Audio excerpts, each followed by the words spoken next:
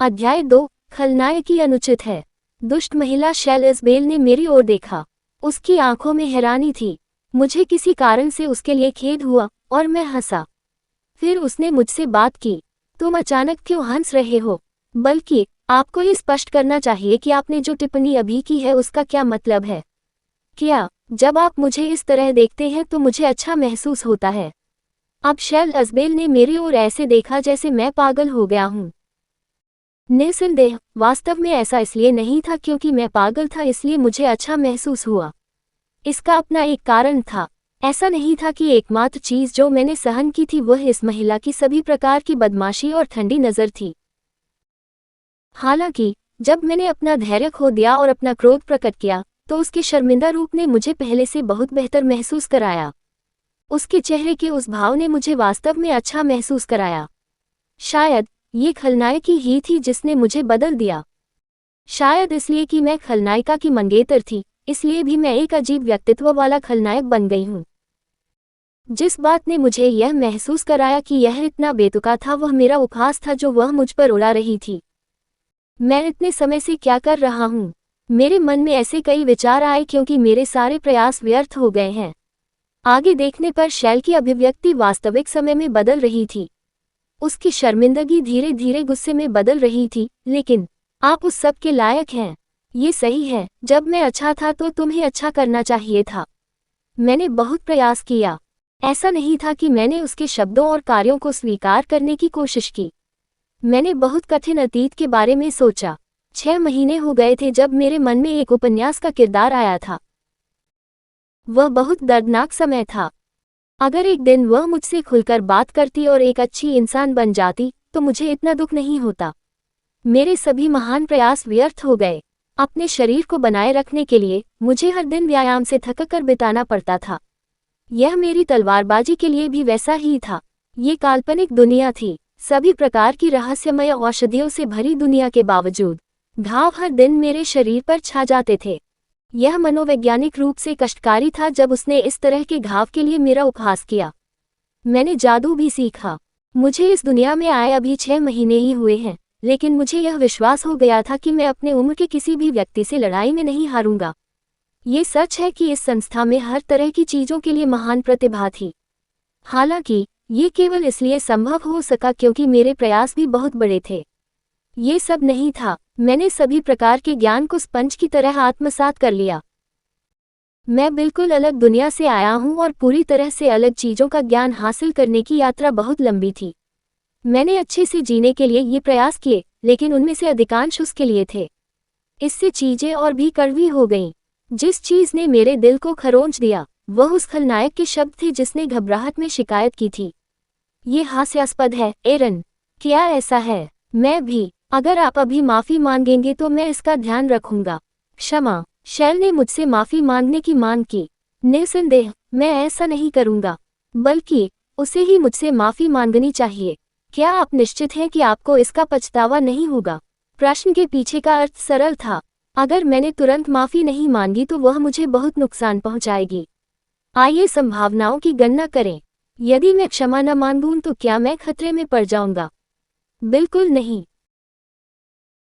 किसी भी चीज से अधिक मुझे यकीन था कि अगर मैं यहाँ उसके सामने हार मान लूंगा तो मैं उसे बदल नहीं पाऊंगा।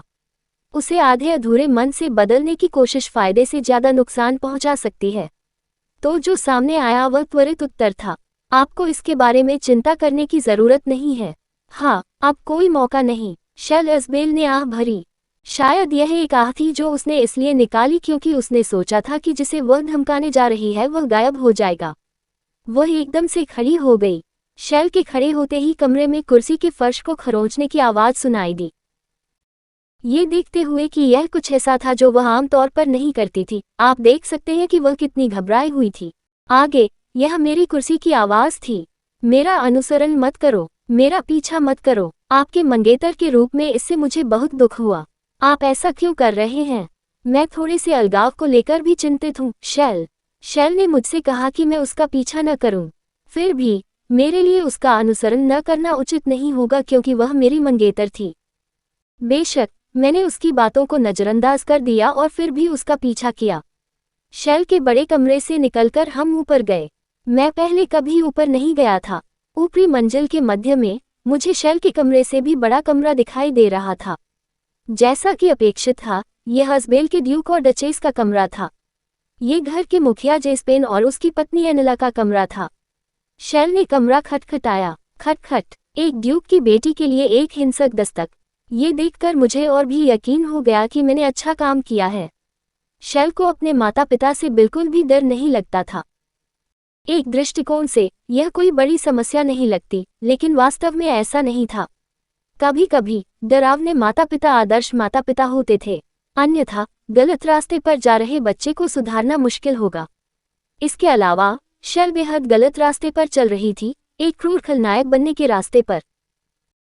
जब शेल ने दरवाजा खटखटाया तो घर का मुखिया जेस्पेन अजबेल और उसकी पत्नी एनला अजबेल बाहर आए। अपने जादू के लिए जाने जाने वाले अजबेल परिवार के मुखिया के बालों का रंग शेल जैसा ही था। आसमानी बाल थे और आसमानी आंखें भी वैसी ही थीं। मैं तुरंत बता सकता था कि घर की मालकिन एनला अजबेल शेल की मां थी। वे दोनों बहुत एक जैसे दिखते थे, लेकिन उसे अपना दयालु व्यक्तित्व विरासत में क्यों नहीं मिल सका। उस बारे में सोचते हुए ड्यूक ने शेल से कहा, शेल, कुछ गड़बड़ है क्या? पिता, मुझे लगता है कि वह अंततः पागल हो गया है। उसने अचानक मुझे श्राप दे दिया। क्या ये सच है, एरन वेस्लेट?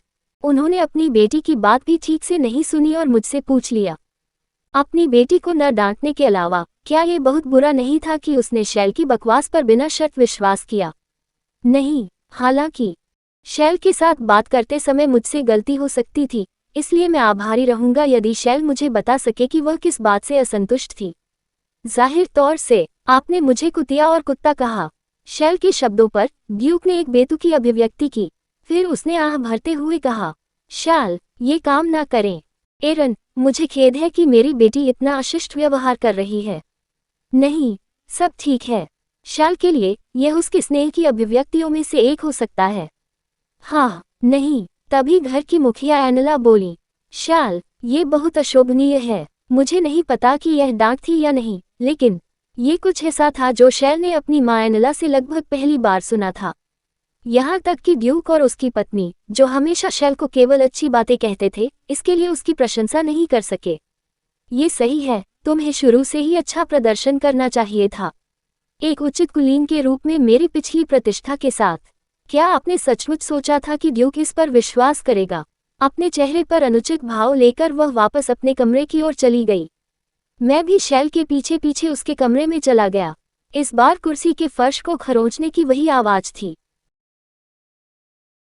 निस्संदेह तीव्रता पहले से अधिक तीव्र थी। मैं देख सकता था कि वह कितनी गुस्से में थी। क्या आप कुत्ते हैं? मानो बदला लेना चाह रही हो। शेल ने मुझे घूर कर देखा और कहा। मैंने उस दुष्ट महिला के शब्दों पर अपनी भौहें उठाईं। तुम क्यों हंस रहे हो? निस्संदेह हास्यास्पद स्थितियों में हंसी निकलेगी। इससे कोई फर्क नहीं पड़ता कि मैंने इसके बारे में कितना सोचा था। उस दुष्ट महिला पर अपनी निराशा व्यक्त करना वास्तव में एक अच्छा निर्णय था। प्रशंसा के लिए धन्यवाद। हम एक उपयुक्त जोड़ी हैं। हाँ, क्या कुत्ते के लिए एक कुतिया क्या उपयुक्त जोड़ी है? इस बार उसने ऐसे भाव बनाए जैसे उसने हार मान ली हो। उसने अपना सिर ऐसे घुमा लिया मानो उसका मुझसे बात करने का कोई इरादा ही न हो। तो मैंने कहा, ओह, तुम्हें चुप रहना देखकर लगता है कि तुम्हें ये पसंद नहीं है। नहीं, मुझे ये पसंद नहीं है। तुम अभी मेरे कमरे से बाहर निकलो।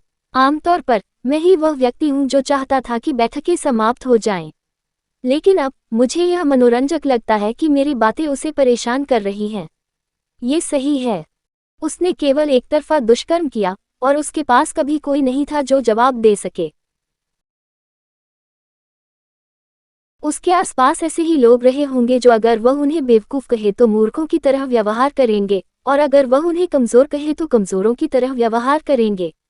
मैं भी ऐसा ही रहा हूँ, लेकिन अब और नहीं।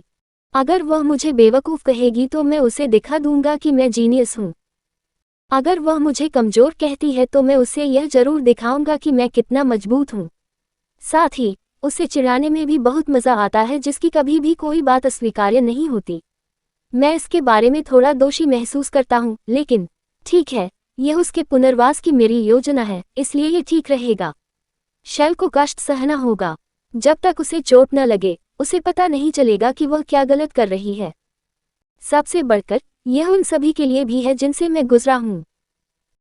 यह उसकी पुनर्वास प्रक्रिया का हिस्सा है, जिसमें थोड़ा सा बदला लेने की भावना और मज़ा शामिल है। हमारे बीच पहले से ही प्रेमी प्रेमिका का झगड़ा चल रहा है। ऐसा लगता है जैसे हमारा रिश्ता और भी घनिष्ठ हो गया है। शैल ने गहरी सांस ली और चुप हो गई। इस बार उसने मेरी ओर घूरकर भी नहीं देखा और अपनी मेज पर लेट गई। फिर बोली, तुम सबसे नालायक हो। क्या ऐसा है? हाँ, लेकिन क्या हुआ? क्या ये कहावत नहीं है कि हम एक दूसरे के लिए ही बने थे? जब मैंने ऐसा कहा तो उसने मेरी ओर घूरकर देखा जैसे कि यह अनुचित हो। ये सही है ना? निश्चित रूप से हम एक दूसरे के लिए ही बने थे। एक कुतिया और एक कुत्ता। कहानी खत्म। अलविदा।